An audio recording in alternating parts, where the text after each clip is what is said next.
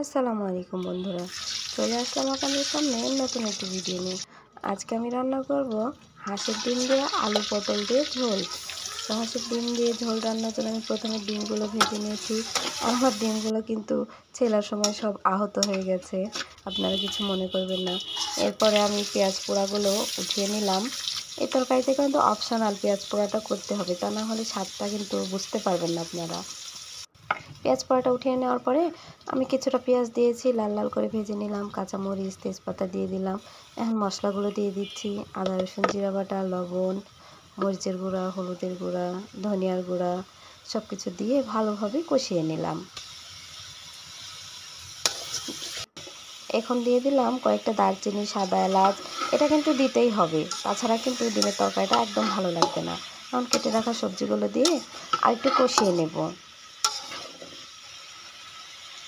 এখন সামান্য পরিমাণে কষানি দিয়ে দিচ্ছি, যাতে আলু পটলটা ভালোভাবে সেদ্ধ হয়। তো ফুটে গেছে, এখন ডিমগুলো দিয়ে দেব, সাথে সামান্য একটু ঝোল দিয়ে দেব। ঝোলটা যখন ফুটে যাবে তো ঝোল দিয়ে দিচ্ছি।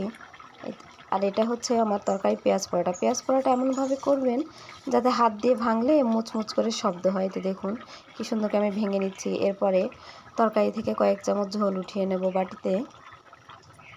পেঁয়াজ পোড়াটা এর সাথে মিশিয়ে নিতে হবে। চামচ দিয়ে ভালো করে ডলে নিলে পেঁয়াজ পোড়াটা একদম সুন্দর হয়ে মিক্স হয়ে যাবে। এতে এখন তরকারিতে ঢেলে দিলাম। এরপরে রান্না করেছি আমি পাঙ্গাস মাছ দিয়ে বরবটি পেঁয়াজ দিয়ে চচ্চড়ি। আমরা গ্রামের মানুষেরা কিন্তু চচ্চড়িতে যে পরিমাণে সবজি নিই সেই পরিমাণে পেঁয়াজ দিয়েতে চচ্চড়িটা খেতে খুব ভালো লাগে। তো বরবটি পেঁয়াজ দিয়ে এরপরে মশলাগুলো দিয়ে সুন্দর করে আমি হাতে মেখে নিলাম। এরপরে হাত ধুয়ে সামান্য পানি দিয়ে চুলায় বসিয়ে দিয়েছিলাম।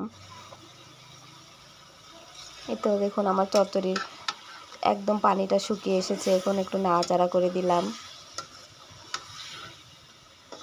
দেখুন গরম ধোয়া ওঠা তরকারি, চুলার পুরপুরি তো অন্যরকম একটা স্বাদ, যেটা না খেলে আপনারা বুঝতে পারবেন না।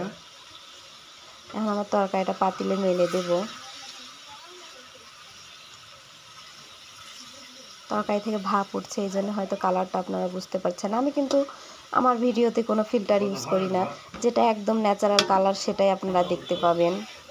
আর গ্রামের মানুষ, আপনারা চুলার পাড় দেখে হয়তো বলবেন ভাই সবই আছে, কিন্তু তারপরে এভাবে ভিডিও করি গ্রামীণ পরিবেশটা ফুটিয়ে তোলার জন্য।